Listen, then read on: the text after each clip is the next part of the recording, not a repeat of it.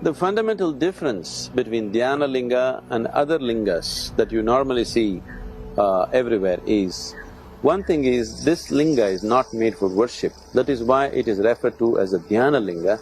It is a meditative force. There is no worship, there is no ritual, there are no offerings for the Dhyanalinga. All that you're required to do is sit there quietly. The temple is in total silence and one has to just simply sit there to experience and imbibe the energies of Dhyanalinga. Once a person is in the sphere of Dhyanalinga, he cannot escape the sowing of the spiritual seed of liberation within himself. It is a spiritual process, but people invariably need material help and benefit, so those aspects have also been handled as an expression of the exuberance of the seven chakras, but fundamentally Dhyanalinga's energies are primordial in nature. It is oriented towards the spiritual well-being of a human being. Once you sit in the sphere of the Dhyanalinga, you are touched on the etheric level of who you are. There are 5 basic bodies within you, or there are 5 sheaths to your body: the physical body, the mental body, the energy body, the etheric body and the bliss body.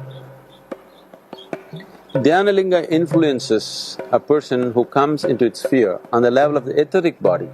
And if you bring about a certain transformation through the physical body or the mental body or the energy body, these things can be lost in the process of life, in the course of life. But once a person is touched on the level of his etheric body, which is what we refer to as initiations, powerful initiations are done on the level of the etheric body. Once a person is touched on this level, it is forever. Even if he goes through many lifetimes, this seed of liberation will wait for the right opportunity to sprout and flower.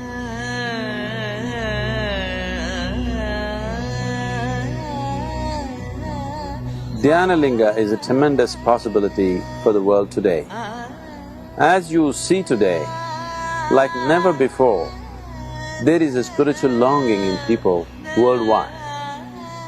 As the spiritual longing and thirst arises in human beings, wherever they may be, irrespective of time and space, the energies of Dhyanalinga will become available to them as a spiritual ignition, as a spiritual guidance and a spiritual force which will lead them on.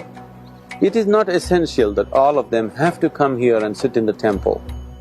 If within a human being a longing to know, a longing to grow, a longing to go beyond his present limitations arises, the energies of Dhyanalinga will naturally reach